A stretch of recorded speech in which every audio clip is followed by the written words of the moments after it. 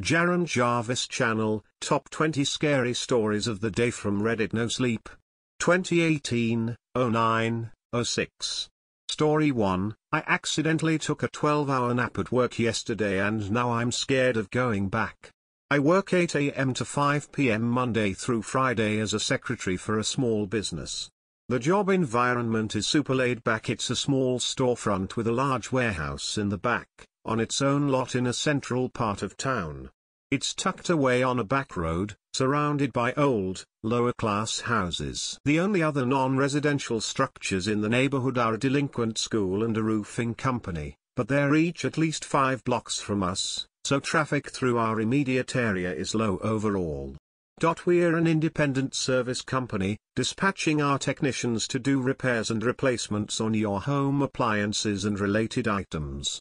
We don't do retail, so we converted the storefront to an office space and turned the warehouse into a workshop and storage for spare parts. Our guys leave the shop by 8:30 a.m., and unless one of them comes back later in the day for a forgotten part or the boss swings by to check on things, I'm left alone for the rest of the day with the office to myself. Since we aren't retail and because the neighborhood isn't great, we keep all the doors locked, as well as the gates to the side yard. I don't have to deal with customers face to face and I have the whole office to myself, so the dress code is extremely casual. I'm paid well, more than I should for having a GED and no degree, there's no anti-tattoo policy, and I have weekends off. For the most part, I can't and don't complain. But while the environment is low stress, the job itself isn't always so relaxed. I don't have to face customers, but I do have to answer their calls, which come in often. Usually, they're either freaking out because something broke and they need a technician immediately, or they're cussing me out because one of our technicians made a mistake. I also spend an abnormal amount of time on the phone with my boss, who is usually either treating me more like a personal assistant than a secretary for his business, having me run errands, make returns for his impulsive online orders, etc., or he's droning on and on about whatever that mistake was that the technician made. Most days, I'm on top of my game and ahead of the schedule, managing to power through it all with ease. But some days, all the multitasking, the loud phone always ringing off the hook, the endless list of odd jobs and orders, and the long hours in an office under buzzing fluorescent lights.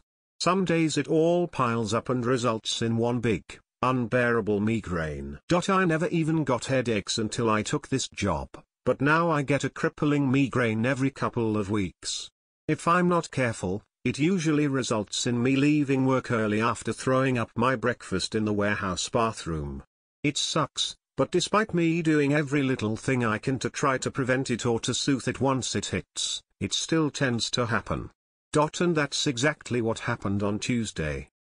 When I woke up yesterday morning after a busy 3-day weekend with the beginnings of another awful migraine, I already knew it was going to be a tough day. Every other Tuesday is payroll prep day, where I have to calculate and verify the hours and commissions of all 9 of our technicians.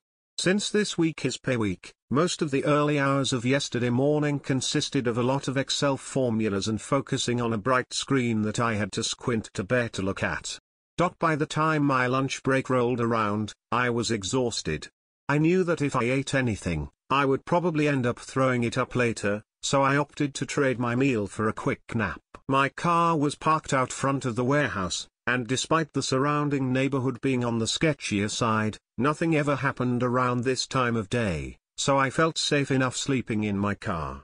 I would have stayed in my office, but there aren't any chairs that are actually comfortable, and quite frankly, any office structure or warehouse is creepy with all the lights off.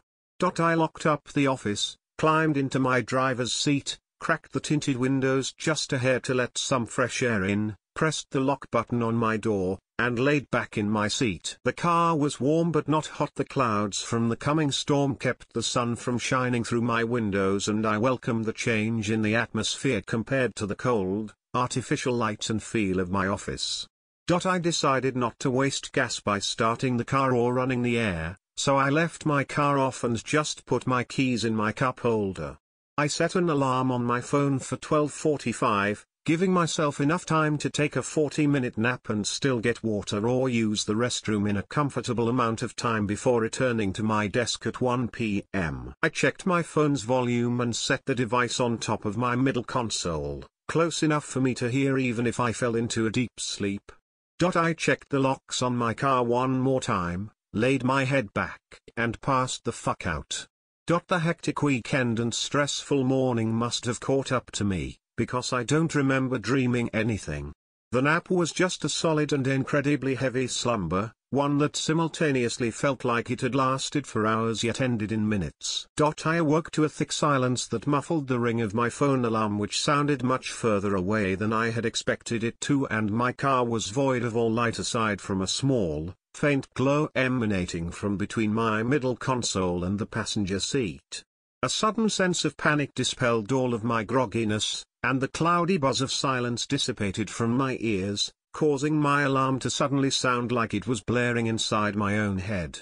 I shot up in my seat and hastily fished out the device from the crevice. How in the hell?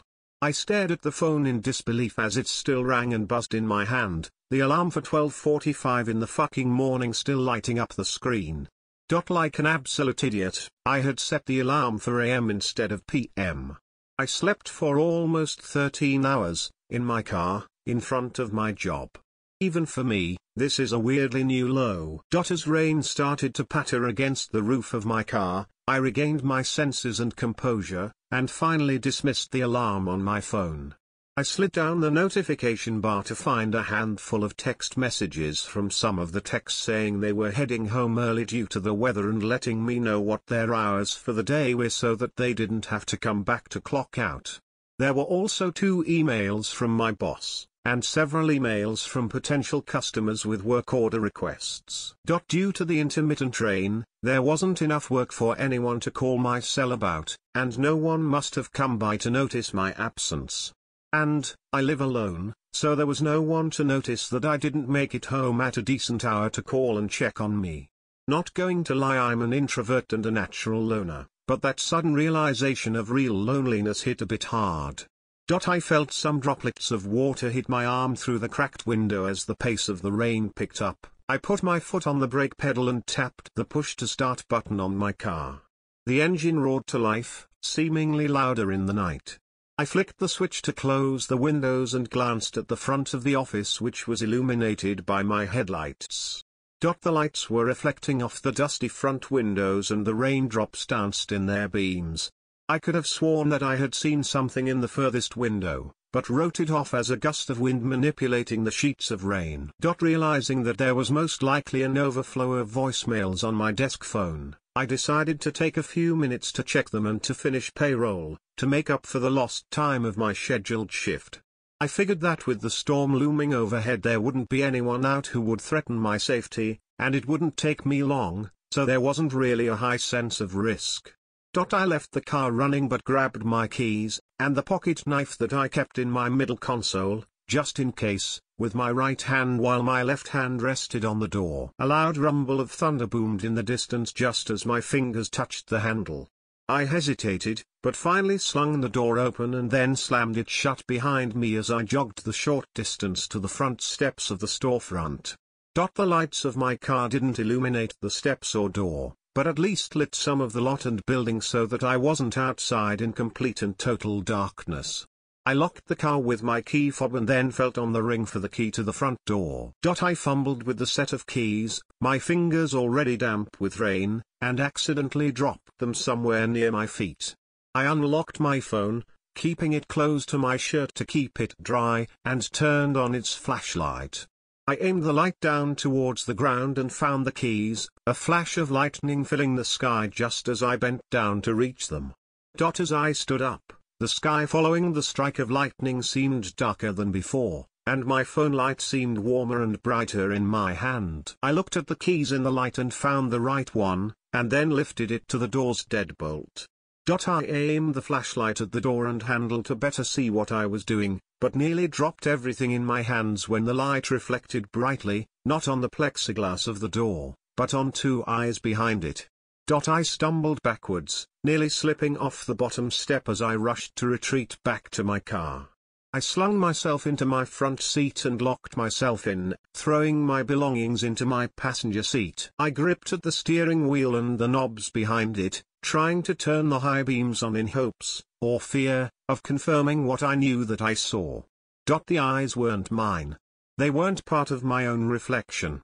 They were smaller, lower, and unsettlingly yellow in the light, and were undoubtedly behind the pane of the door. As I turned my car's lights to the brightest setting and threw my car into reverse, the range of the beams spread over the door and all the front windows. Through the suddenly torrential downpour of rain, I still saw them. Not just the two eyes that I had seen before, but now what looked like at least a dozen pairs of them at various heights and locations inside the office foyer, and in the distance it looked there were a few behind the fence of the side yard.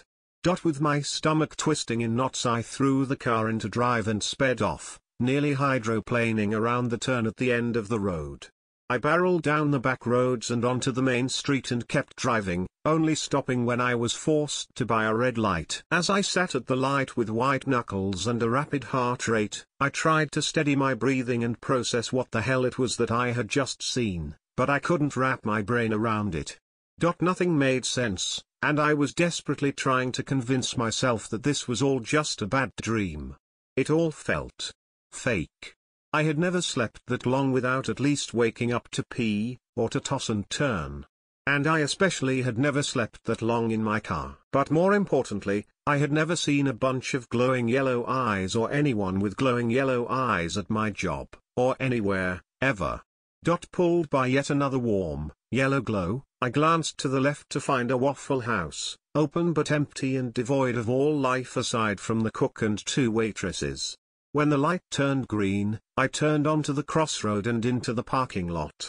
I shook my shoulders to loosen the tension and try to at least appear relaxed, and then went inside in hopes that a plate of greasy food and relatively normal company would be enough to at least put me in a better state to process everything. It helped, for like an hour, until I realized that I had to find a way to tell my boss that there were people inside the building, which would include me having to tell him about my 12-hour moment of absolute stupidity, and that I would have to tell him soon, so that I wouldn't be liable for something happening to the shop and me being the only one aware of the situation.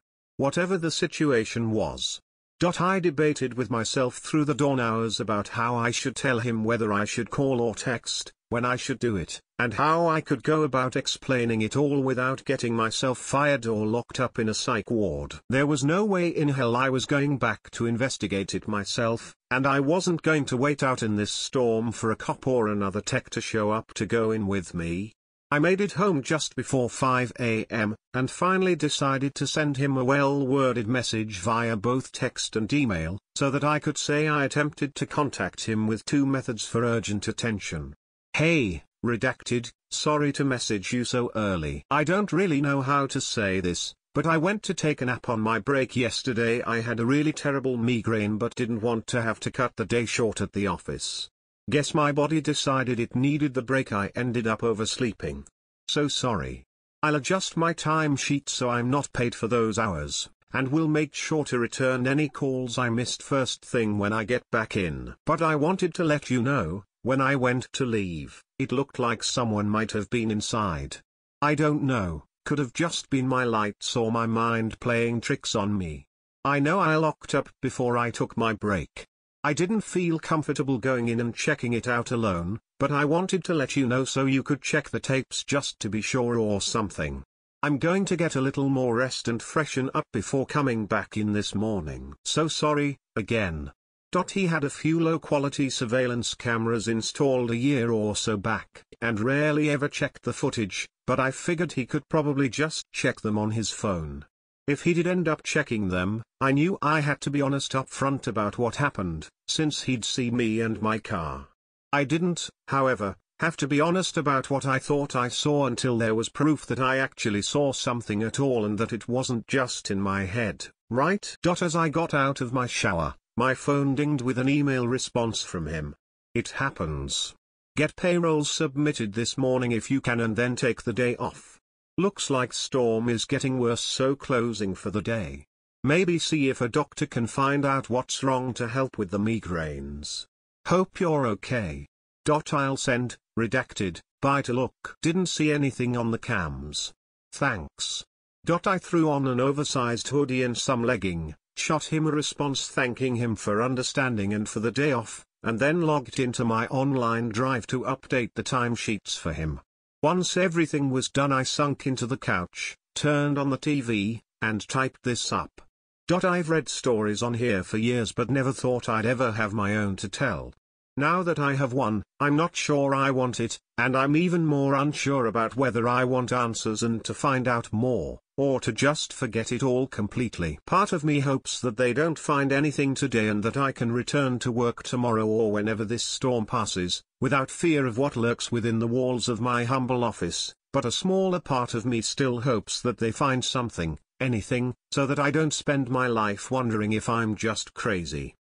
Maybe this wasn't interesting or, at least, as terrifying to any of you as it was to me in that moment, but I hope to be able to update you all, either way, once I hear back from my boss and the tech that's going by today.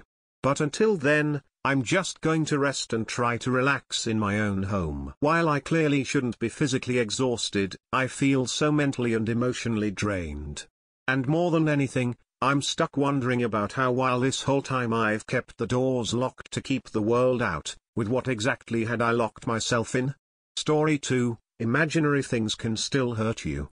My husband has been dead for 6 months now. He was driving home late from work the night that I received the call and my world got turned upside down. We live in the small town of Puxico, Missouri. Charlie worked in Poplar Bluff, which is about a 30-minute drive over winding, hilly roads. The police officer that had responded to the accident said that Charlie must have fallen asleep at the wheel, and ran his truck off of the road, driving right through the barbed wire fence, and then colliding head-on with the tree. He was pronounced dead on the scene, and my world began to fall apart.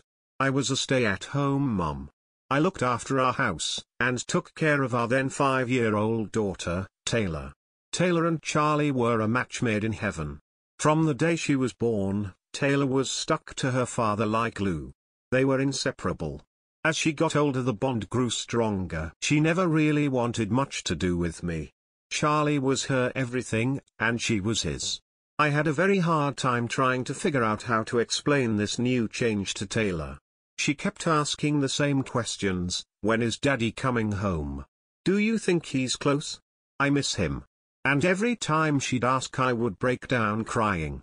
Finally, I broke the news to her. Sweetie, I said, eyes starting to fill with tears again. Daddy's in heaven with the angels, but he will always be watching over you. Taylor just stared at me, no signs of emotion. No signs of comprehension on her face. Finally, unable to contain myself anymore, I broke down. In between sobs, I said, baby, I love you very much. It's okay to cry. But still, Taylor didn't say a word. She showed no emotion at all. I tried my best to explain to her about her dad, but she never seemed to grasp it. I still hear it in my head like it was yesterday, the last words she said to me. Daddy would never leave me. She screamed, before running to her room and slamming the door. That was the last time I heard my baby girl speak. I took her to a psychiatrist 2 towns over in Sikeston, thinking that maybe he could finally help her to grieve normally, in a more healthy way. Mrs. Cowell, the doctor began, Taylor is just grieving in the only way she knows how. She has never experienced loss before. It's only natural for a child to respond this way. My recommendation is that you get her out of the house. Just the 2 of you. Spend quality time together doing something that doesn't involve your loss. I honestly didn't know what to do with Taylor. Charlie was always the one who spent time with her. It wasn't that I didn't want to, it was just that I hadn't been given the opportunity to. Thank you, doctor, I will figure something out. I smiled at the idea of doing something fun with Taylor. But what?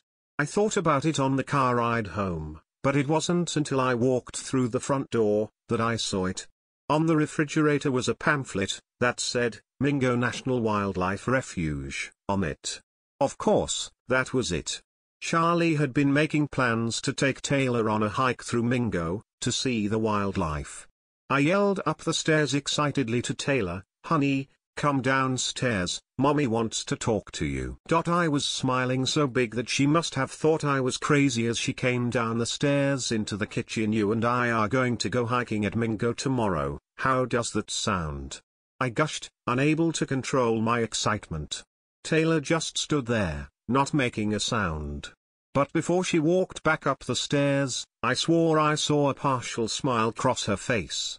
It was not the reaction I was hoping for, but it was a start. The rest of the night was usual. We had a good dinner. I gave Taylor a bath and told her we needed to get some sleep, because we had a big day tomorrow. After tucking her into bed, I made my way back downstairs to pack us a lunch. I put sunscreen, bug spray, and a few non-perishable snacks into an old backpack, before making my way to bed. I barely slept that night. Sheer excitement and joy enveloped me. This was going to be the first time in a very long time that Taylor and I would get to do something fun, just as girls. I liked the sound of that. Eventually sleep did come, and I awoke to my alarm screaming at me, and sunlight shining on my face. I dressed Taylor and myself, before gathering up all of the things we would need for this hike. Taylor seemed a little more cheery that morning. She wasn't speaking still, but she just seemed a little more like her old self. On the car ride to Mingo, I tried to explain to her that she had to stay close to me, and to watch out for snakes, as they were bound to be out and about. Once we entered into Mingo, I could see that there weren't any other cars parked, or hikers out yet. Not unusual though, it was still early, I guessed. Taylor barely waited long enough for me to put the car in park before unbuckling her seatbelt, and jumping out of the car. "Hold on, Tay," I said lightly, happy to see her so animated. As I made my way around the car to where she stood, I could see that she was staring at something down the trail. "What is it? What do you see?" I asked, thinking that it might be a deer or turkey crossing the trail. "Daddy," she said, smile beginning to form on her face. Shocked from hearing her speak for the first time since her father died, I just stood there staring at her, mouth hanging open. It took me a few seconds to gain my composure back after that bombshell. Once I did, I knelt down in front of her and softly said, "Taylor, do you remember what I told you about your daddy? He's in heaven, sweetheart. He couldn't possibly be here right now." Taylor just leaned her head around to the side of me, still staring down the trail. I turned to look down the trail, thinking that maybe there was a hiker after all and she was just mistaking him for Charlie. There was no one there. Trying to avert her attention and change the mood, I smiled really big and in my cheeriest voice, I said, "Come on, we better get a move on before the mosquitoes make breakfast out of us." She kept staring down the trail, and then she waved. "Daddy." There it was again. Before I could get a word out, Taylor had taken off, full sprint down the trail. She was laughing all the while. Something else she hadn't done since Charlie's death. "Taylor, come back right now," I scolded, voice raising in pitch. She kept running. Before I could give chase she was into the woods, and out of my sight. I prayed to God to help me catch her, as I took up chase. Once I made it to the place where Taylor had entered the woods, I could tell that I was going to have a hard time making my way through the thick undergrowth. There were sharp briars everywhere. How had Taylor made it through all of this without being cut to pieces? I pushed my way through, feeling the little thorns poke and tear my skin. I called out her name loudly, for what seemed like hours, pushing my way through the woods. My legs were cut to ribbons. Long cuts were visible on virtually every inch of my legs, some were deeper than others, blood starting to run down my legs. I couldn't stop, I had to find Taylor. After stopping for a minute to catch my breath and assess the cuts on my legs, I noticed that there was a clearing. It was only 25 yards away. I began to move toward the open area. Laying on the ground by a small sapling, was the blue ribbon that I had tied in Taylor's hair this morning. There were a few small red dots on it, I noticed as I picked it up. Blood. It was Taylor's blood, I knew it had to be. "Taylor!" I screamed as loud as I possibly could, searching the surrounding area with my eyes. I got no response. I continued walking through the woods toward the clearing, but as I got closer I could hear talking. It was Taylor's voice coming through the small stand of trees that was in the very center of the clearing. Her words were inaudible, but I knew it was her. "Taylor, you frightened me, let's go," I said, walking closer toward the stand of trees. I was only a few yards away, and a little irritated at this point, when I heard her soft voice say, "But Daddy, I don't want to come into the trees, just come out here, this isn't fun anymore." I couldn't believe what I was hearing. "Honey, let's go, Mommy's tired and this isn't funny." "No. Daddy, I don't want to. Just come home." "Okay, let me tell Mommy goodbye first. She misses you too, you know, I hear her cry every night. Sometimes she sprays your cologne on your pillow at night. Can't you at least tell her it's okay?" She stopped talking abruptly, by the time I made it to where her voice had been coming from. I looked around the little grove of trees, but I couldn't see her. I called out to her, but with no luck. I decided to push my way into the little stand of trees. Surely she was hiding in there. I was scared by this point. How had she known about the cologne? I didn't believe she was playing a game anymore. No child has a mature conversation like that to imaginary friends, or things that weren't there.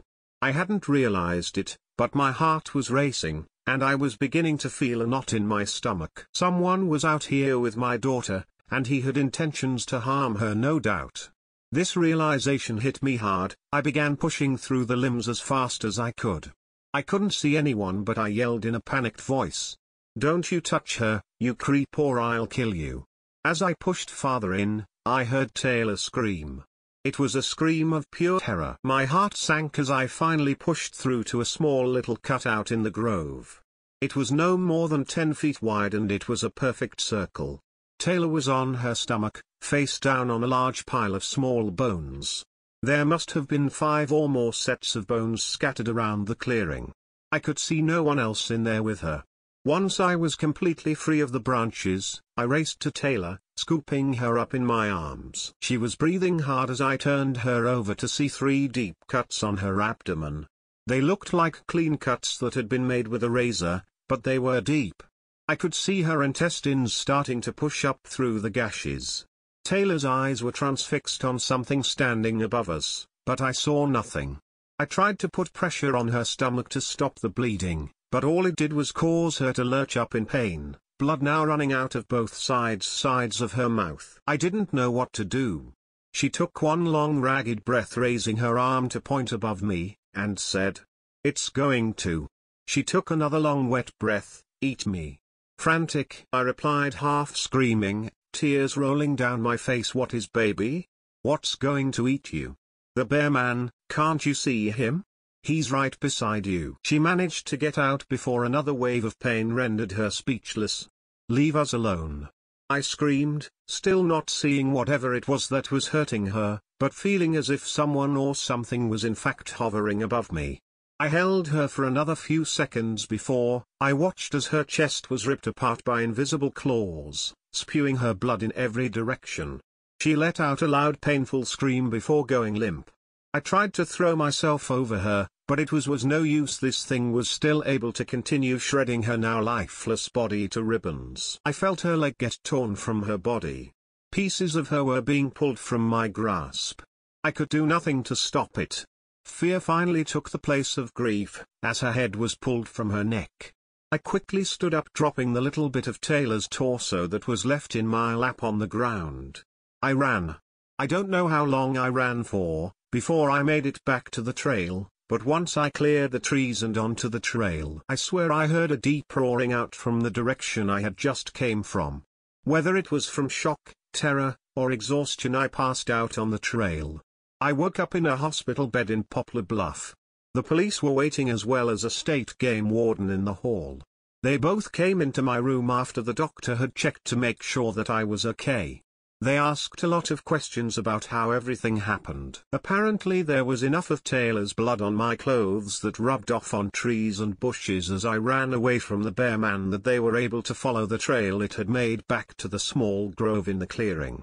I told them that it was a big bear, and that there were bones of other people in the grove of trees as well. "Mrs. Cowell, we searched the area. There were no other bones found, but we did find what we believe to be the last little bit of your daughter's body, and a few tracks leading out of the grove, but they seemed to disappear once the animal made it to the tree line. Bears are not native to this area, so it perplexes me as to how one made it this far south. We will continue to search, and let you know of any new findings. The game warden said in a half-hearted attempt at sounding hopeful. I felt my heart sink as he said this, but realized it would be useless to tell them what had really happened. If I had told them that, a bear man had somehow lured my daughter into the woods, making her believe he was her daddy, and then had killed her while I sat holding her in my arms, ripping her apart. And somehow she could see and hear him but I couldn't. They would have locked me up and heavily medicated me. I remained silent. They let me go home after I was released from the hospital, said they'd be in touch if anything were to come up. I haven't heard a word from the authorities since, and I know I never will. Story 3, some scary, unexplainable shit happened to me on a solo fishing trip. This happened a few weeks ago, but I'm having trouble processing the following events. I'm hoping that typing them out helps in some way. It started off normally enough. I parked my car in an empty car park a couple of hours before first light, grabbed my 3 fishing rods and various bits of gear contained in a backpack, attached my headlamp and started the walk through the bush to the rock platform. Being the middle of winter, it was chilly. The temperature was hovering a few degrees above zero, but with the swirling wind, it felt colder. The walk to the rock platform, which meets the Pacific Ocean, takes around half an hour on a good day. It can take double that on the way back if you're carting a 20-kilogram fish. The prospect of that meant I was a bit earlier setting off than I needed to be. I was excited, damn it. I hadn't been fishing in a few weeks and I was keen to get down there early and get myself set up on the best part of the ledge. I wanted to catch some bait fish first thing, which I'd then use live to hopefully attract some large pelagic species, of which this and the surrounding rock platforms are well known for producing. Thinking back, the first thing that struck me as unusual was the quietness of the bush as I walked deeper into the undergrowth. The track was reasonably well worn, but there'd always be noises filtering through, whether from close by or deeper in the bush, kangaroos, possums, insects, whatever. But it was eerily quiet. There was only the sound of the wind whistling through the treetops. The second unusual thing was the temperature as I approached the highest point of the cliff top, just before the descent down to the rock platform below. It should have been colder up here as it was right in the teeth of the wind, but it was warm. Uncomfortably warm. Again, it seemed odd, but I moved on to the rope ladder without giving it too much more thought. I could see down to the ocean from this point and it looked like black milk beneath the sliver of moon that was peeking through low, rolling clouds. The descent down the rope took a few minutes, but I'd done it dozens of times and even in the dark it wasn't a problem. When I got to the bottom I was happy to see that I was first there. But I was instantly distracted. I could hear a slapping, which sounded like waves slapping against the hull of a boat. But I couldn't see any boats in the water. It would be madness for anybody to be in that proximity to the platform with no lights anyway, so I thought maybe it was the waves slapping against something washed up on the rocks further up or down the platform. I didn't like it, though. I had an uneasy feeling that I couldn't quite put my finger on. Again, I put it to the back of my mind and the next half an hour or so went by uneventfully as I began setting up some gear and also catching some bait. Slap, slap, slap. It was louder now. I looked out to sea again. Then scanned the platform again. Nothing. I dismissed it as me being paranoid and I sat down to rig up one of my rods, but then there was a different noise. It was the faint sound of whispering voices coming from somewhere. But I couldn't work out where. I stood up again and shone my headlamp across both ends of the platform, but there was nobody there. There was no reason anybody would be here, especially not at this hour, unless they were fishing. "Who's there?" I said, my voice firm, but not as firm as I had intended. The whispering stopped. I was rattled. I stepped forward and straight onto the rod I was rigging, snapping the top couple of guides off. "Fuck it," I cursed, furious at myself. Not only was that going to be an expensive repair bill, but I now had one less rod in action for the day. The maddeningly faint whispering started again. It wasn't the wind, I was certain of that. I'd fished here for years. I knew every sound this place produced. It had to be coming from a boat. The slapping was still in the background, too, but there was still no fucking boat that I could see. Slap, slap, slap. I was now wishing I hadn't arrived so early and was looking forward to somebody else coming down the ladder. I tried to put it out of my mind and busied myself by rigging up one of the bait fish I had caught. I cast it out under a float and set my rod in a holder. It had barely been in the holder for 30 seconds when line started peeling off my reel. I grabbed it, happy for the distraction and happier at the prospect of an obviously good-sized fish. But the line was angling upwards. It was heading skywards. What the fuck? Did a bird pick up my bait? Suddenly it was moving way faster than any bird could, and I put my fingers on the spool instinctively, not registering that I hadn't put my fishing gloves on yet. Ping. The line still snapped, but my fingers had been burnt pretty badly by the braided fishing line. I was shaking. Nothing this morning was throwing at me was making any sense. Then I heard a flapping and then a thumping noise behind me, and when I swiveled and shone my headlamp I saw that the rope ladder that joined the platform to the top of the cliff was laying at the bottom of the cliff in a heap. Slap, slap, slap. I didn't know where to fucking look. The whispering was becoming louder, getting closer. I could almost make out some of the words. I grabbed my knife from the sheath around my calf and held it up to my still unseen enemy. Show yourself. I shouted, breath ragged, terror in my voice now. Suddenly a rushing warmth overwhelmed me and my headlamp was abruptly reflected back into my eyes, like I was surrounded by glass. I fell backwards, the knife jolted from my hand. I shielded my eyes from the intense brightness as the pleasant warmth enveloped my body. I wondered if I was dying. Or if I was already dead. It didn't hurt. I was instantly at peace. I let it overtake me. I woke up in the hospital, my parents and my best friend were beside me. They explained that an anonymous caller had alerted the authorities to the fact that I was in the water. A rescue helicopter had plucked me out and flown me to safety. I had some minor injuries and a mild case of hypothermia. I was lucky to be alive, apparently, considering the circumstances.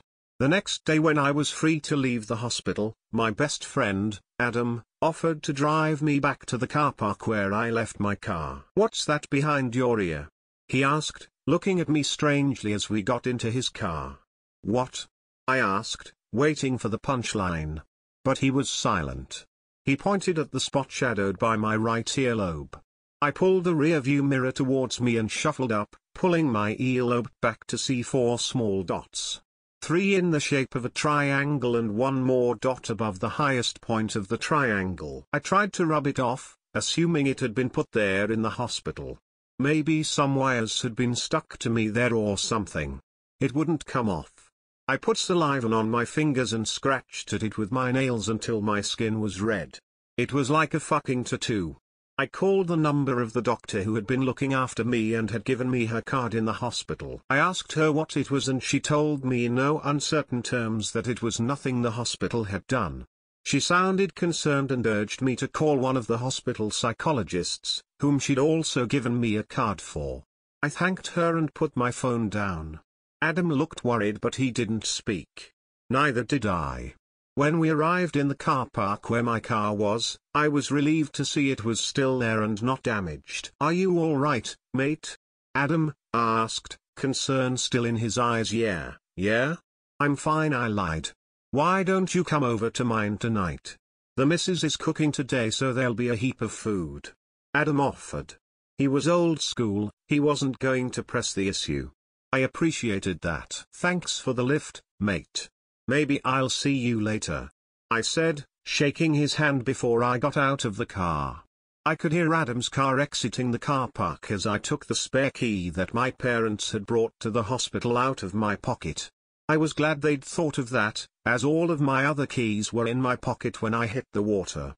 I opened the car boot to throw in the bag of clothes they'd also got me when I saw something that made my blood turn to ice. All my fishing gear was in the back of my car. My 3 rods, completely intact. My bag, perfectly packed. Untouched. I felt sick. I sat down in the driver's seat, reeling. That's not fucking possible, I told myself. I put my head in my hands. Then it dawned on me. The bandages on the fingers of my left hand. I ripped them off. Then the blood-soaked gauze. I examined the damage to my flesh. It was unmistakable, it was a burn caused by braided fishing line. Story 4, I'm a vampire. Pale skin. White hair. Red eyes. That's what I see every time I look into the mirror.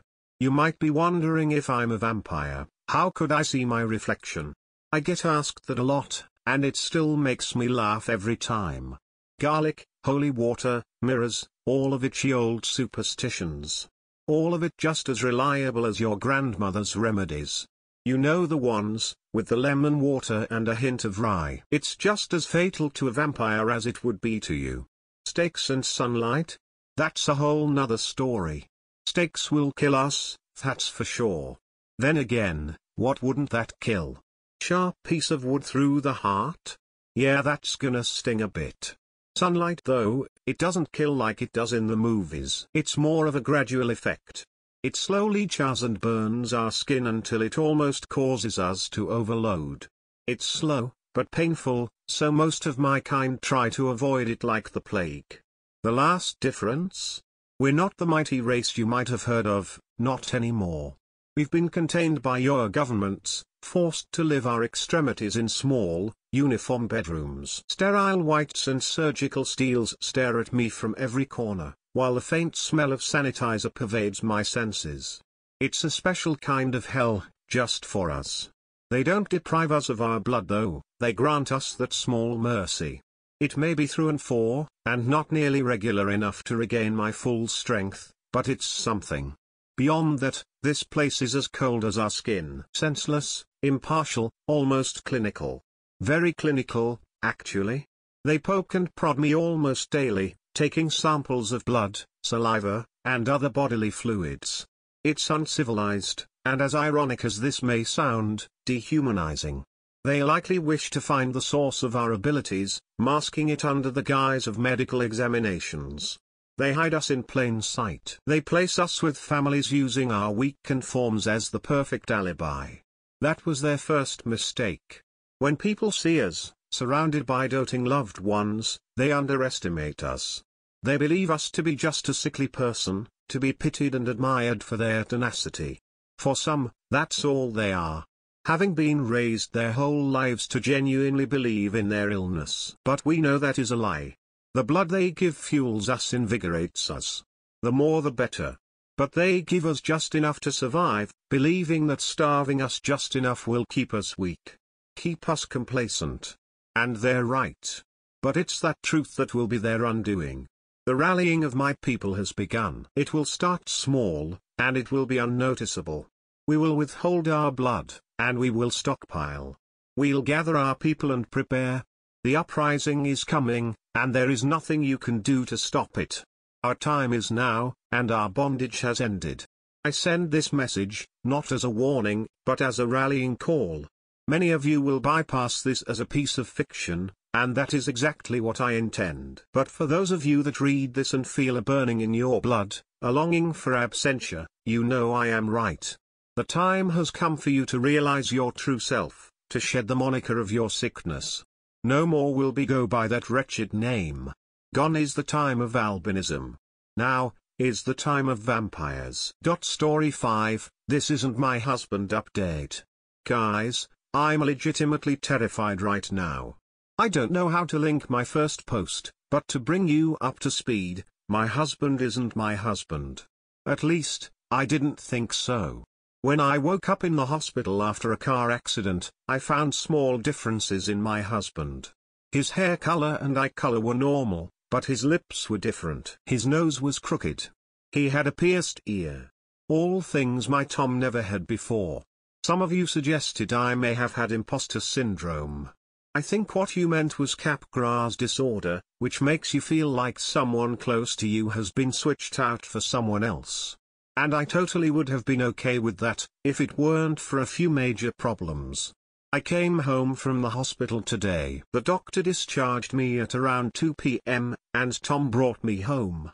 Except, It wasn't home. It was something else. A huge house. Beautiful, sure. But not the home we had bought together. See, Tom and I had very different opinions on what we wanted. I wanted a tiny little studio apartment with quiet neighbors in the heart of downtown. Tom wanted a huge house out in the country, with lots of room for kids and pets. We compromised and bought a 2-bedroom bungalow in the suburbs. It was spacious enough for us, the neighbors were quiet except on holiday weekends and barbecues, and there was room for us to grow as a family, when we got to that stage.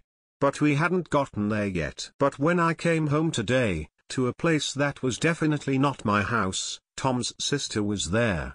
In her arms was a baby, probably around a year old. As Tom and I got out of the car, Sherry placed the baby in my arms. My eyes widened as she said, "See? Here's mommy." Guys, I started shaking. I shook so much that Tom grabbed the baby from my arms, and gently steered me towards the house. Sherry kept asking what was wrong, and I couldn't explain anything. I was in tears, shaking and could barely walk. I had a kid. I have a kid. One I don't remember. Sure, he's cute, I guess, but I don't feel anything for him. How can I? I never gave birth to him. I never nursed him, or cuddled him, or cleaned his spit up. My life is out of control. I don't know what to do. I'm currently sitting in my bathroom, shaking uncontrollably, writing this on my phone. I want to call my mom or Angie, but neither one of their numbers are in my phone. I've looked online for them, but can't seem to find them. Facebook isn't showing me as even knowing Angie, and Mom's last update was almost 4 years ago. There are people on my Facebook I've never met before, but have pictures of them with me in them. I'm tagged in things I don't remember attending, like Tiana's wedding, a pottery course from a year and a half ago, and a birthday party for a coworker. There are some pictures that remain the same, like dancing at the Christmas party where I met Tom, the August-long weekend trip we took to New York a couple of years ago, and visiting my mom at her place in Northern Ontario almost 4 years ago. Guys, I'm going insane. Nothing is making any sense. I don't think I have Capgras delusions, because it's not just one person who's changed, there are multiple people. No one quite as much as Tom, of course. But more than just him. Some of you suggested it's just a brain injury. The bandages on my head came off, and I had a goose egg, but I still don't think that I hit my head hard enough to cause such a major delusion. I'm still trying to get in touch with Angie, or my mom. It's like they fell off the face of the planet, for crying out loud. I'm going to check my photo albums. I'll be right back. Tom is gone. He took the baby and left. Told me he'd be back in a while. He wanted to get a few groceries so he could make my favorite supper. I'm glad he's gone. He still creeps me out. And the baby won't stop crying when I'm in the room. It's like he knows I'm not his mother. God help me. I grabbed the photo albums that I could find. They were hidden in the bottom of the big china cabinet that I remember Tom and I buying at a flea market uptown. It's where I kept them at home. I mean, the other one. God, this is terrifying. I looked through all of the pictures and everything seems to be just slightly off. First of all, I can't find Angie in any of my pictures. Nowhere. Being my best friend, you would think she would be there, right? I've looked through 7 different albums, as well as several packets of loose pictures. I can't find her anywhere. It's like she never existed. Secondly, pictures of Mom stop around 4 years ago here too. But what makes it so scary is that the pictures don't just stop all of a sudden. The content of the pictures makes it clear that she was in the hospital. There are several where her hair is gone, and her head is covered by a bandana. Then I found the most devastating pictures I've ever seen. My mom's funeral. Pictures of me and my brother, Tom, and several of Mom's friends from work and her bridge club. There are people there I don't know too. Like the tall, older man standing beside Tom and I, looking lost. Like the woman in Darkest Red, a little older than me, holding a little baby girl in her arms, and clutching the hand of another girl, about 4 years old. And even the pastor was unknown to me, seeing as my mom was agnostic. My mom is dead. Angie isn't anywhere in my photos. I'm going on Facebook and I'm going to type in her name to see if I can find her. She has to exist. Doesn't she? Or am I really deluded? Is this Capgras syndrome?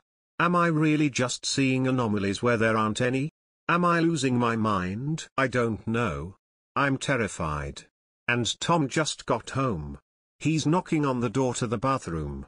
God, I look like such a mess. I've been crying since he left. I asked him to give me a few minutes. Just enough time to post this. Help me guys. Maybe I really am losing my mind. Story 6, The Guest Room. At the end of my senior year, there had been an oil boom in my area. Right out of school I started working. My mother was disappointed I didn't go to college, like my sister, but I had an advantage. I was already bringing in a decent income and I had no debt attached to my name. For many, buying a house is considered a rite of passage into adulthood and I was no different. It only took a couple of years to save up enough money to be able to afford a down payment on my own home. The bursting of the housing bubble at the time also meant that property costs were at an all-time low. I don't know why I chose the house on 4th Street. It was old, dirty and neglected. Maybe I saw it as a challenge, who knows. But I was infatuated with that house. Sarah, my girlfriend, pointed out the cracked foundation, patchy roof and the collapsing garage. It didn't help that the previous tenants left all of their old, moldering furniture behind. Most of this can be cleaned up, the rest can be taken care of with time, I told her. What's the real issue here? Sarah wouldn't look me in the eyes when I asked her. It just feels off in here, she said, crossing her arms and rubbing them. What? Like it's haunted? For $5,000 I wouldn't care if this house was built over an old Indian cemetery. Sarah frowned at me. There are some things you don't joke about, Jake. I wish I would have listened to her. As soon as all the paperwork cleared, I decided I was going to stay at the house. I didn't see a reason not to, but Sarah was having none of that. It wasn't until I scrubbed the carpets, opened the windows, replaced all the lights and slapped new paint on the walls that she would even consider coming over. Never spending the night, Sarah would stick close to me any time we were in the house. I couldn't even go to the bathroom without her waiting for me outside the door. Eventually Sarah didn't have a choice in the matter. There had been a glitch with her student housing and she had suddenly found herself without a place to stay. Add to the fact her mother lived several states away and she was essentially homeless. Graciously, she accepted all of this and moved in with very little complaint on her part. Unfortunately, the longer we were at the house, the more problems Sarah would find to complain about. It started with the bathroom door opening on her when she was using the toilet. I explained the doors in the house were old and that the house was uneven. Then it was the flies in the house. It was the middle of summer and for whatever reason they had been especially bad that year. I showed her that most of the screens in the windows and doors were damaged and needed to be replaced. Eventually fall rolled into town, but that brought its own share of problems with it. Sarah started to complain about hearing footsteps in the house and a pounding coming from the walls. The boiler was on the fritz and I assured her that as soon as it was taken care of the noises would cease. At no point did Sarah argue with me, instead she seemed to just accept what I had to say with a sort of silent indignation. Eventually she just stopped bringing anything up at all, but I could tell, just by looking at her, she was always on edge when we were at the house. I knew Sarah didn't like being left alone at the house, so I decided to stop by the local animal shelter and picked up a dog to keep her company. Cal was a big lab, pit bull mix that took to Sarah almost immediately. Unfortunately it appeared Cal shared Sarah's opinion of the house as well. If you left Cal alone in the house, he would emit the most pitiful howls I have ever heard in my entire life. We had to keep his kennel in the bedroom or he would keep us up all night with his wailing. Shortly after bringing him home, Sarah went to go check the mail. Cal must have had enough because he shot right out the front door and never came back. Sarah was heartbroken. After that she instituted a no pets policy. Repairs and maintenance were coming along fine, but then another problem decided to rear its ugly head. The oil boom was winding down and a lot of the companies that had flocked to our area were now moving on, and with them the big paychecks I had come to expect and rely on. That wasn't a big surprise. What was how short their stay had been. I was laid off, which meant that I could rely on unemployment, at least for a few months. I decided that between looking for a new job, I'd renew my focus on the house. The problem was, it seemed like every time I took care of one thing, another issue would pop up somewhere else. Sarah reminded me that was one of the risks you took buying a fixer-upper. I told Sarah no one liked to know it all. I had been spending so much time around the house that Sarah and I started to get on each other's nerves. We were constantly getting into little arguments over the dumbest shit. Sometimes we would go days without saying a word to each other. When I finally got a new job, it felt like some sort of godsend. I was feeling better about being employed again, and without getting under each other's feet all the time, our relationship finally started to repair itself, slowly but surely. The only caveat was that the job was third shift, which meant I worked all night and slept all day. This wasn't a huge problem, but it did cause a conflict in our sleeping schedules. Eventually I started to sleep in the guest room upstairs. It was just a small bedroom with a single window and a medium-sized walk-in closet. Sarah didn't mind. She said that she felt safer just knowing that I was in the house. This ended up working out great. Sarah was becoming less skittish with me being at the house without us constantly annoying one another. But like many things, that didn't last very long. To start with, the room was always cold. The rest of the house could be 90 degrees and I'd be up in that room with 3 or 4 quilts over me. Space heaters weren't very helpful either. They were constantly going out on me. At the time I assumed it was just faulty electrical, but I couldn't actually find anything wrong with the wiring in that room. I could deal with the cold. What I couldn't deal with were the panic attacks I started to suffer on an almost daily basis. I'd just wake up screaming, horrified beyond any sort of rational thought. Often I'd run out of the room and down the stairs into the living room, screeching the entire time. Sarah finally strong-armed me into seeing a doctor about my attacks when one afternoon I vaulted the entire set of stairs from the top, slammed into the wall at the bottom and sprained my wrist. Apparently I scared the shit out of her in the process. A combination of stress, panic attacks and anxiety was the explanation my doctor gave me. She also decided to give me a script for a strong sedative to help me sleep. And for a while, that helped. Looking back at it now, I wonder if waking up like that had really just been a self-defense mechanism the entire time. I was no longer waking up terrified. Now I was simply having horrible nightmares that tortured me until I finally did wake up. It was always the same thing, this twisted, wretched-looking husk of a person. The skin was like tanned leather, where its eyes should have been were just black pits.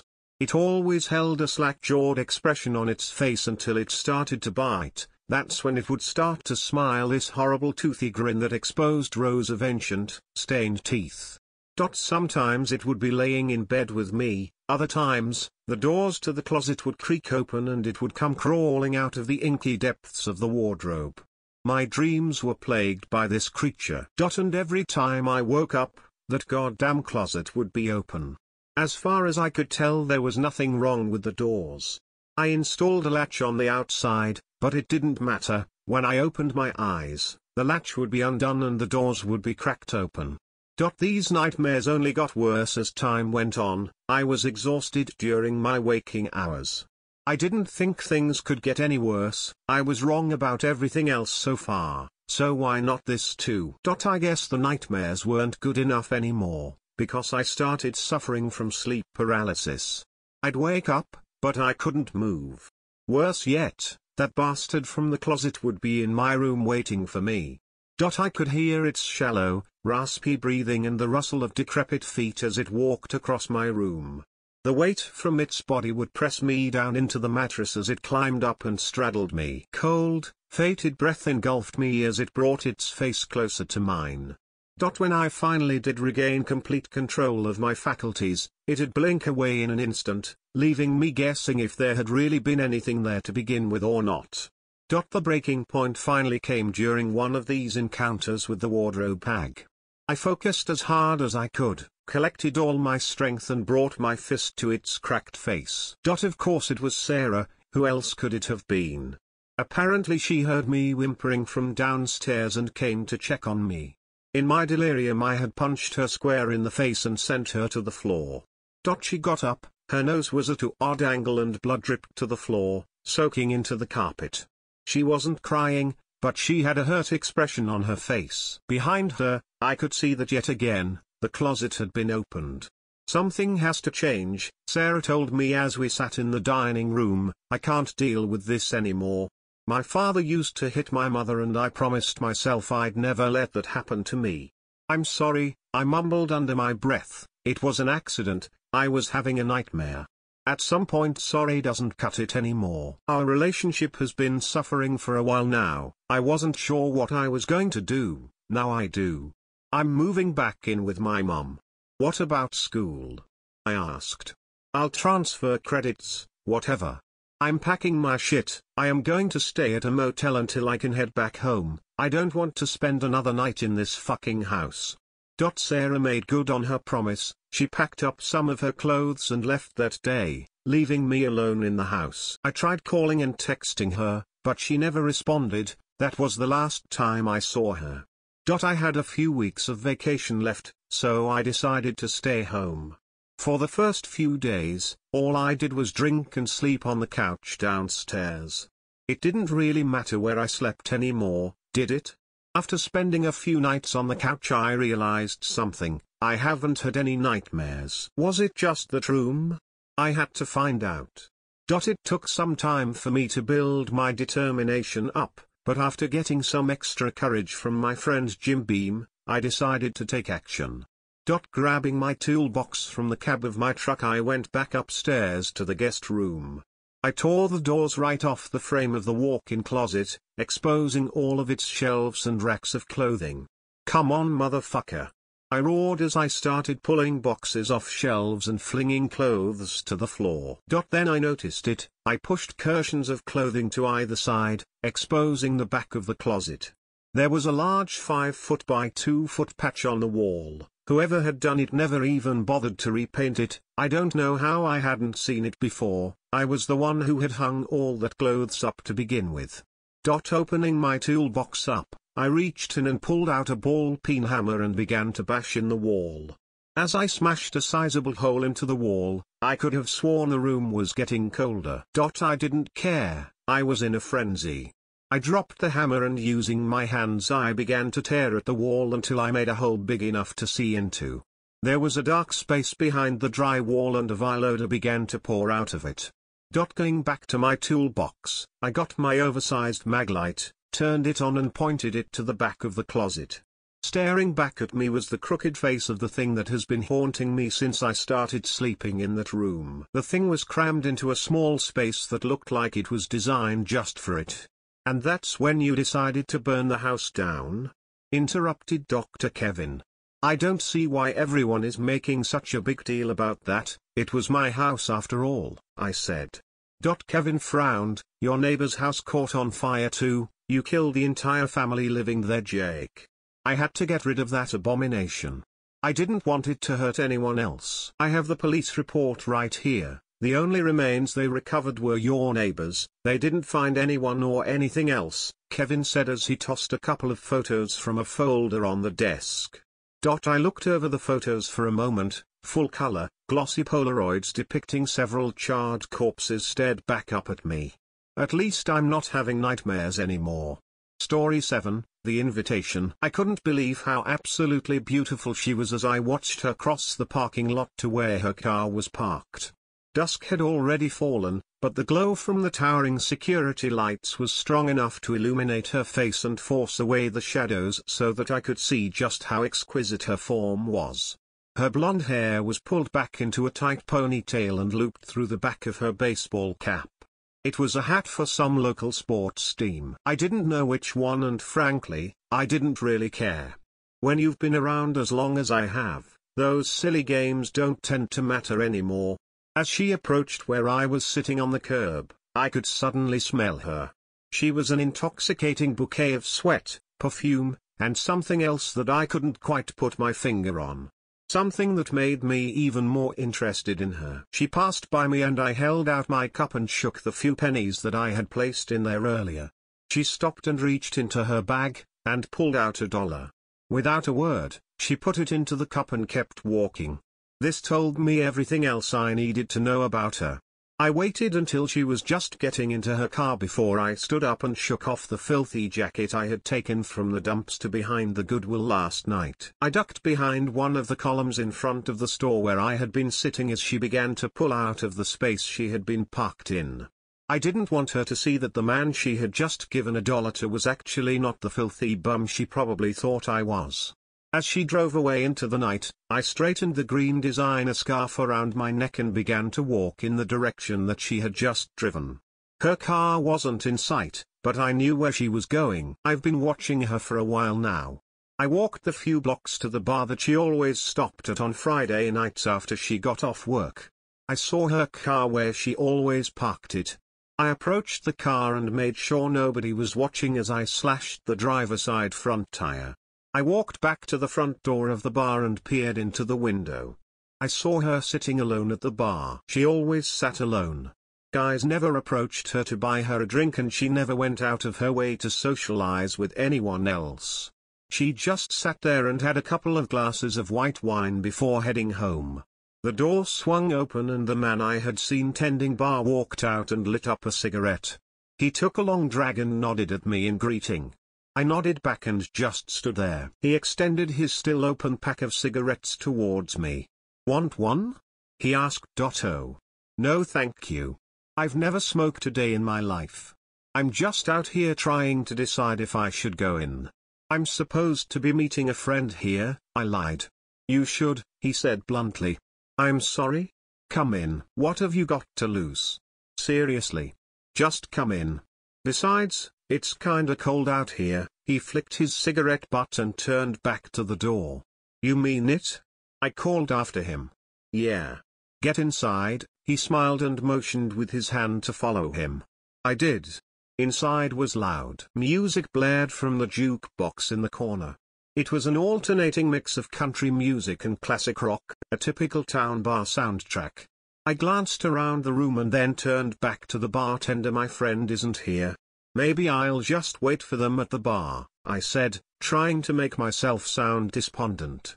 In reality, I was anything but. I was here. With her. Tonight felt like the night. Feeling emboldened by just being in the same room as her, I took the open seat next to her. She didn't even look up at me as I sat down. I ordered a glass of Cabernet and sat in silence. She was so close. This was the closest I'd ever been to her and I was experiencing things that I had waited so long for. I could smell her hair, it had the faintest scent of shampoo left to it. Her morning shower had been several hours ago. I could hear her breathing. It was soft and steady. Every time she exhaled, a shiver ran up my spine. I couldn't take it anymore. I cleared my throat and said, "This is a nice place. I've never been in here before tonight." She looked at me and smiled a tired smile. "It's okay, I guess. I only stop here because it's on the way home." I nodded and extended my hand. "I'm Sam." "Hi, Sam. I'm Cindy," she told me as she shook my hand. Her soft skin in my hand was almost too much. I came close to losing it right then in the middle of that bar. But that would not have been a good idea. No way I would be able to do what I so badly needed to do and not get attacked by every hillbilly in the place. We chatted for a while. Mostly about stupid stuff. Her job, her sick dad, and how unbelievably cold this winter had been. I hung on her every word and interjected with anecdotes from my life. They didn't have to be true as long as they sounded good. At one point, as she was finishing her second glass of wine, I knew my window was closing and I had to do something to keep her near me. I reached over and stroked the side of her face with my finger and told her that she had a beautiful smile. She pulled away. "I'm sorry," she said. "It's just, I'm not gay. I like men. You seem like a really nice woman, but I'm sorry." No. You don't need to apologize. I was way out of line. "I guess I just read the signals wrong," I explained. "Look, it's getting late. I'm gonna head home now, she said as she stood up and put on her sweatshirt. She left before I could apologize again. Didn't matter. She'd be back. I licked my teeth as I waited for her to come back in. Soon, I told myself. Within a minute, Cindy was back. She came back to the bar and told the bartender about her tire. She told him that she didn't have a spare and that she didn't really want to call a tow truck on the weekend and have to pay the higher rates. Finally, she just said that she was going to walk home. It was, after all, only about a 7-minute walk. I should know. I've timed it. As Cindy turned away to leave, I grabbed her shoulder. Hey, it's pretty late and it's really cold out there. Let me make up for the faux pas I made a few minutes ago. Let me walk you home. No funny business. Just, I feel bad. Cindy sighed and said, okay. I could use the company. I grabbed my jacket and scarf and followed her out the door. We walked the 2.5 blocks to her house in silence. When we stopped in front of her steps, Cindy turned to me and said, I'm sorry I reacted the way I did earlier. I hope I didn't offended you. I smiled. You didn't offended me. I hope I didn't offended you by making that unwanted pass. I think we should just chalk it up to the wine and forget about it, she laughed. I stood there and waited for her to ask if I wanted to come in to warm up. She didn't ask. She thanked me for walking her home and then trudged up the stairs. I watched her go inside and I just stood there cold and hungry. Just like every night for as long as I can remember. The hunger was more intense as the cold. Once again, I had come so close, but I was turned away. One of these nights someone will invite me in. Story 8, The Bird. This morning I woke up with a sore throat and a pounding headache. I got up just to go to the bathroom as the rest of my family was getting ready to head for school and work. Because of my horrible headache I decided to skip my first 2 lessons at school and I set the alarm for 9:40 a.m. and went back to sleep.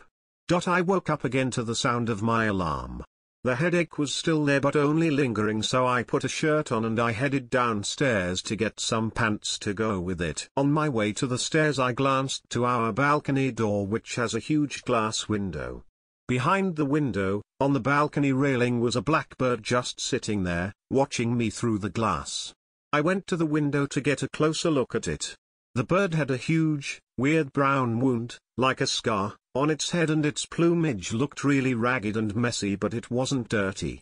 That whole bird gave me a really bad vibe just being there behind the window, but I brushed that feeling off and finally went downstairs. After a while I came back upstairs and I noticed that creepy blackbird was gone and I felt relieved.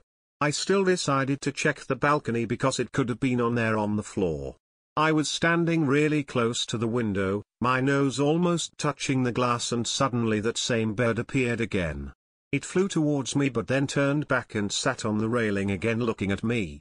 It just sat there and didn't even move an inch. Now you must be thinking that I am being silly, getting scared because of a bird.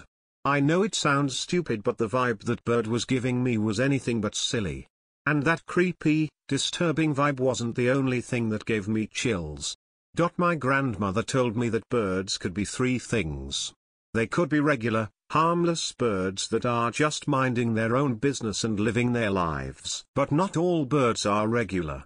They can be dead people, like they are born again as birds. My grandmother was sure about it. Last option was that they are bringing a message, usually about an upcoming death or sickness. I couldn't help but wonder which one of them that blackbird was. In my grandmother's stories, black-colored birds were always a sign. A sign of something bad happening soon. I tried to do all my morning routines in time before going to school, but that bird kept popping in my head even when I was eating my breakfast. I had to check if it was still there. It wasn't, and I went back downstairs to grab my bag and put some shoes on. I was feeling pretty great because the bird was gone for good. As I had gotten out of our front door, there it was again. It was flying there near the balcony, in circles. I got so scared by that creepy, circular movement I literally ran. It didn't come after me, luckily. The whole day at school I had the bird in my mind. I thought about all the minor misfortunes that occurred during my day. Could the bird be causing some of them? My sore throat this morning, that terrible headache. Forgetting important things. Shit, I'm probably losing my mind and overthinking about this whole bird situation. Must be the stress that's causing these thoughts. At home nothing really happened. My afternoon was completely normal and I had almost forgotten that bird too. I was doing some schoolwork in my room as I heard something, like a thud. It wasn't a huge thud but a smaller one. I wouldn't have noticed it at all if I had been listening to music as I usually am when I study. I stuck my upper body out of my door and I peered around. Nothing. And then I saw something move on the window. Yes, on that balcony window. And there it was again, staring at me. The bird that was on my mind all day but that I had almost forgotten as I was studying. It just sat there still for a moment just looking at me with its small piercing black eyes. Then, all of a sudden it picked up a small decoration which was hanging on the balcony railing. It held it on its beak and looked at me again and then took off. I was frozen there on my spot. I know it's normal for birds to steal things, especially shiny things, but that thing wasn't shiny at all. It was just made out of fabric. It probably means nothing but the bird sure was acting creepy. Why did it have a scar on its head? And why did it keep coming back on the same spot over and over again, circling it? All I could think of were my grandmother's words about birds bringing the message about death or sickness. That bird looked like something from the afterlife. This could be just my nonsense caused by overthinking, but what that bird could mean. Will it come back again? I've tried to Google about birds and what certain birds mean, but I am still not sure. I can still feel that bad vibe around me, like something is about to happen. And I'm afraid what that could be. I would like to ask about this from my grandmother because I know she would have an answer. Unfortunately, she isn't here with us anymore as she passed away 2 years ago. Now it's just me trying to figure this out. Story 9, if the elevator takes longer than usual to arrive, stand back. I've been in my room for the last few days, processing what's happened. I've done some internet research, and I don't think people in high places will want this getting out, but I have to tell it, for Catherine's sake.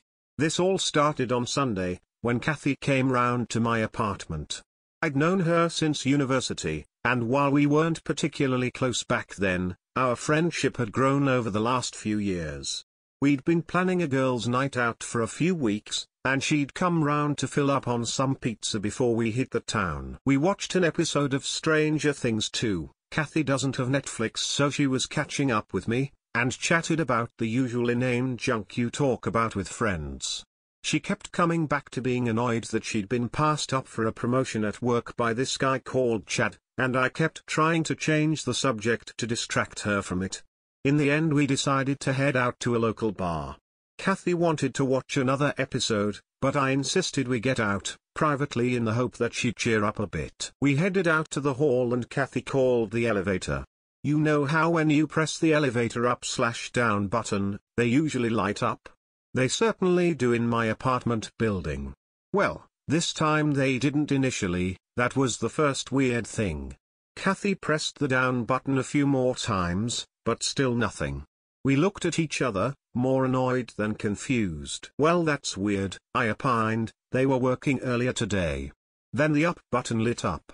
Now the looks we exchanged were confused. Well, it shouldn't matter anyway, Kathy said, we can still go down to the bottom anyway.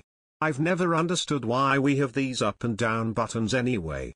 I chuckled a bit at that, but it was more nervous laughter than anything. I know I had no reason to think the elevator was anything more than a bit broken, yet I had a bad feeling already about the whole thing.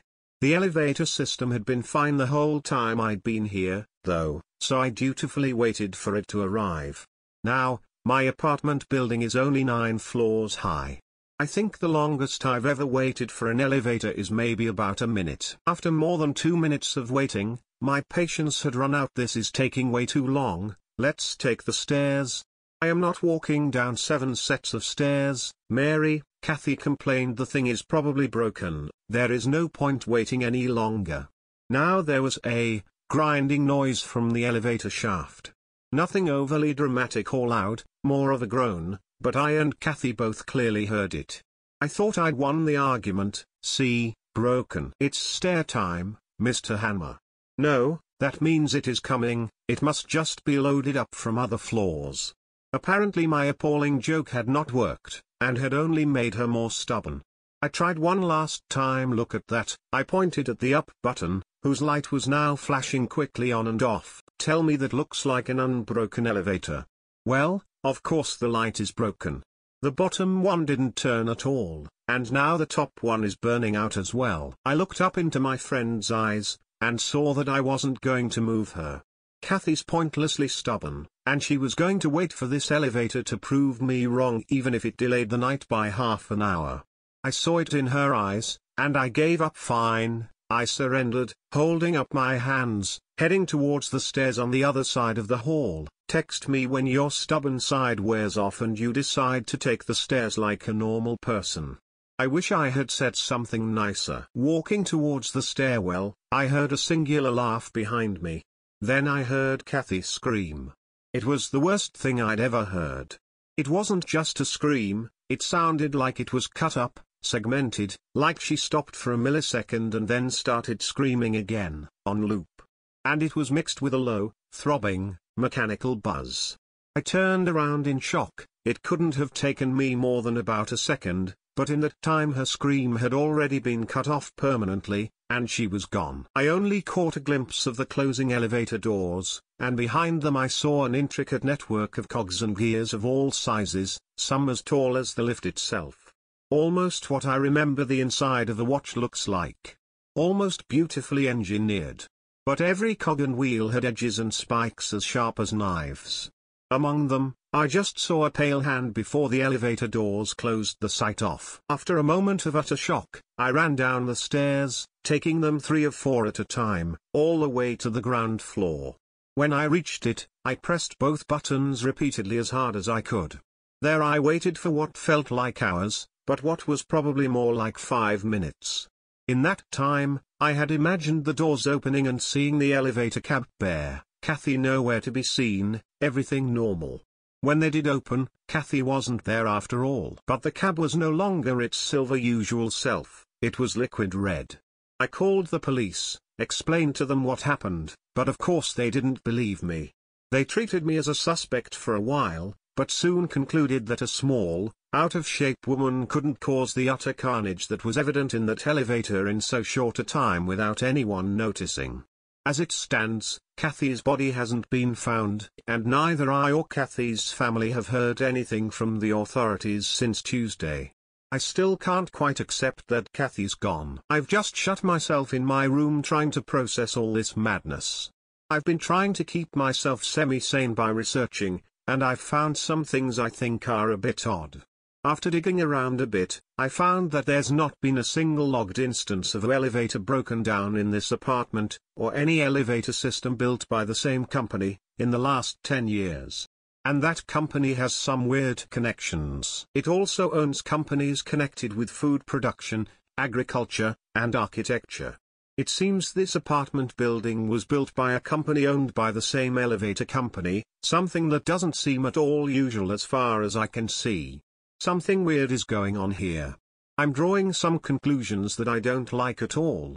And I don't know if these companies will like me saying all this. As it stands, my family is getting more and more worried about me, but I keep telling them I'm fine, and above all not to come visit me. I'm just scared they won't listen to me when I tell them to use the stairs. Story 10, everything is disappearing around me. I've always been a creature of habit, and few observations ever elude my mind. You might say I have a mild form of obsessive compulsion disorder, but is that really such a bad thing? My whole life I've been able to recall any event down to the smallest detail, all because I've obsessed. This ability is why I was so quick to notice when the world was wrong. When my memories no longer matched up to the reality I knew. On any given weekday, I'll return from work. My keys will be in my left inner coat pocket. I'll open the door to my apartment block, where there's a set of mailboxes on the left-hand wall. My box is number 7, just like my apartment, and the number of forks I have. Following the whole ordeal of entering the building, I'll travel up the stairs to the first floor, 11 steps. I always start with my left and subsequently end with my left. At least I thought so, because a few days ago I climbed the stairs as I always did. 1, 2, 3, 4, 5, 6, 7, 8, 9, 10. Then I tripped. Not because I'm clumsy, but because on that peculiar day I ended the escalation on my right foot. Of course I doubted myself at first, it's only human to do so. To be absolutely certain, I recounted each step, and sure enough, I only counted 10, one less than usual. It was a minor change, but an impossible one nonetheless. I had lived there long enough to know each detail like the back of my hand, but sure enough something had changed. Throughout my years in this apartment block I've learned not to disturb my neighbors with my obsessive behavior. They weren't the detail-oriented kind anyway. I mean, what kind of healthy adult counts the steps of their stairs? If I asked you right now how many rolls of toilet paper you have left, would you know? My only hope was to somehow obtain blueprints of the building I lived in. They're not exactly released to the public in my state, unless allowed to be published by the contractor, which of course mine was not. I must have spent hours searching, which was unusual for me. I had a fixed schedule and I stuck to it, but these fucking stairs completely messed my head up. I would certainly need to have an emergency session with my therapist. Eventually I had to give up the effort and go to bed. I put my wristwatch on the nightstand, right in front of my lamp with the face of the watch towards me. It was time to rest. Peace is an emotion that seldom crosses my soul. Only when drifting off to sleep can I vaguely experience the bliss of ignorance, and once I was out for the night I could finally relax. The following morning started in the comfort of not knowing, the few seconds of tiredness leaving my eyes while I blindly fumbled around for my wristwatch. It was inexplicably missing. I had a firm memory of placing it on the nightstand as always, but surely enough it was not there. It was plausible that I knocked it to the ground in my sleep. So I searched, behind the nightstand, under the bed, between the sheets, inside my pillowcases. I flipped my bed. It was nowhere to be found. I have several quirks, and I'm aware I should deal with at least some of them, but for the past few months I've gone down from washing my hands 8 times and rechecking that my door is locked 5 or 6, to only having a few minor disturbances slowing down my day. All thanks to my shrink, a brilliant woman. So I called her, wanting to schedule an emergency meeting. I was on the brink of a severe relapse, and needed someone to talk to. She was busy of course, according to her secretary, but being the caring doctor she is, she grabbed the phone when she heard who it was, and told me I could come in as soon as tomorrow.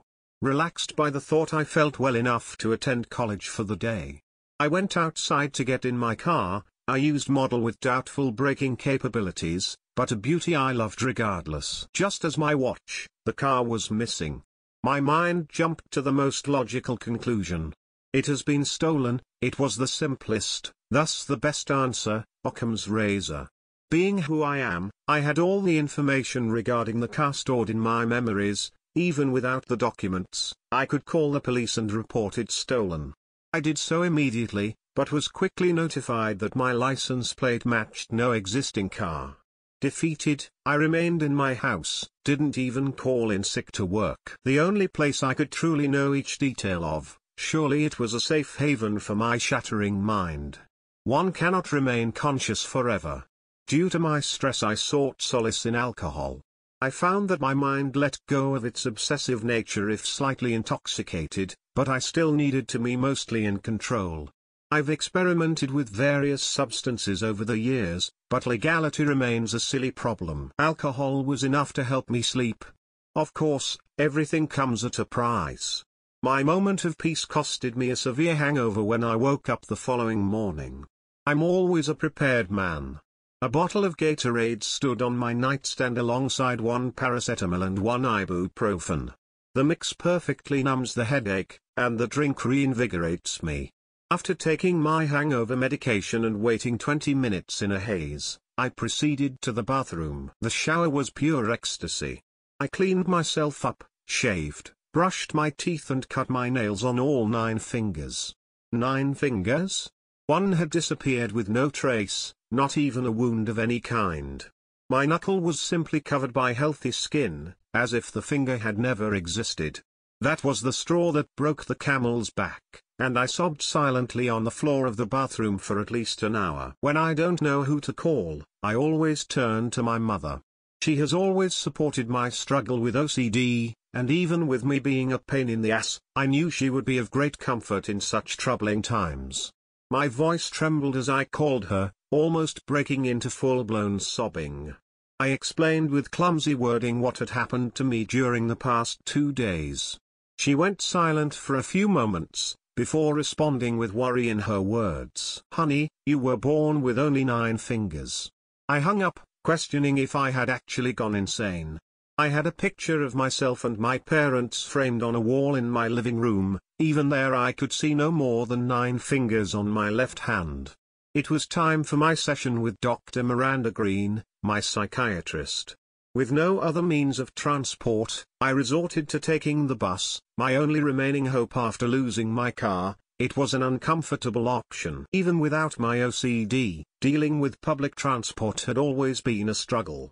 It's not that I looked down upon people who resorted to that method of travel, but I needed to properly control my environment, and I felt it impossible on buses or in trains, too many strange people around. I practically ran into her office in fear of that disappearing too, but of course, it wouldn't make sense for anyone else to suffer from my bizarre curse. The familiar face of the secretary met me as I entered the building. "Good morning, sir, how may I help you?" She didn't seem to recognize me. "Excuse me? It's me, Daniel, I've been a patient here for years." "That's impossible, I've been the only secretary here since we opened." "What?" My voice was shaky. She seemed almost afraid of my presence. "Can you please just call Dr. Green?" Just as I uttered that request, the doctor entered the building herself, holding a cup of coffee. "Dr. Green, it's so good to see you." "Excuse me, do I know you?" Neither of them recognized me. I broke down right there in the middle of the lobby, blabbering incomprehensibly about what was happening to me, to anyone who would listen. The secretary threatened to call security, but I just walked out before they could arrive. Yet, again, I had been defeated. I headed home, neglected to check my mailbox, didn't count to see if there were 10 or 11 steps per staircase.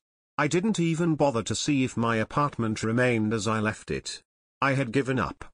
It was dark inside my apartment, nothing was visible until I turned on the light, kind of odd considering it was daytime and that I had plenty of windows. It took me too long to notice. My place no longer had any windows, they were simply stripped off the walls without a trace, leaving a solid wall boxing me in. I slumped down on my sofa. Had I simply forgotten, or created false memories surrounding my entire life? Surely reality was out to get me. I couldn't be the only one to notice when things mysteriously disappeared. I'm ashamed I have to admit. I'm usually such a logical and attentive person. The windows had disappeared, and who knew how long it would be before there would be no escape from my apartment. The realization shot through me with a surge of adrenaline. I ran towards the door, hoping I could flee my nightmare, but while my intentions were good, the timing was awful. The door had already been erased from existence. Boxed in with no hope of escape, I resorted to my only option. I called the police. Who else to call for such an emergency? Honestly, I would love to know. To my surprise, they seemed angry when I called them.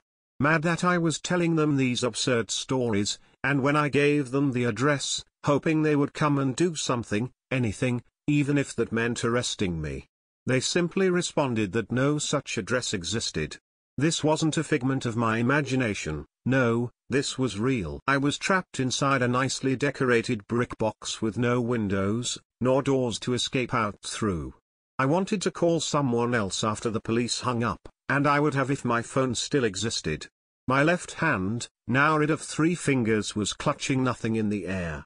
My computer still exists, and while all I want is to curl up into a ball and cry while my very existence is erased from reality, I will try my best to warn you all. I'm currently typing this with the 2 fingers I have left. The middle one's on both hands. A perfect fuck you. To myself. I have to post before I'm erased, probably only have minutes left, so I'll leave you with this thought. Have you lost anything lately? Maybe just a mug, a memory stick, or your favorite blue pen. That's how it started for me too. Story 11, The Missing Person. The rural town I grew up in, Cambridgeshire, UK, is much like any other in England, with its urban myths, haunted houses and creepy old folk who wander the town centres every day. One of the most memorable urban legends was that of a man who went missing in the early 1990s. People who were around at the time and who knew the guy had their own theories about what may have happened. They ranged from him being murdered, running away with a married woman, and being moved away through witness protection due to involvement in some sort of crime. It was a mystery that engulfed the community and had everyone talking.